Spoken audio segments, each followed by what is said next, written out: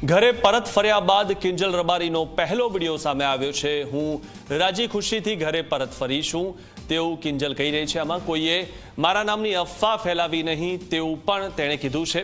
મારા જૂના વિડીયોને ડિલીટ કરવા વિનંતી, જે વિવાદ ચાલી રહ્યો છે તે પૂર્ણ કરવા વિનંતી તેવું પણ કિંજલ રબારી આ વિડીયોમાં કહી રહી છે।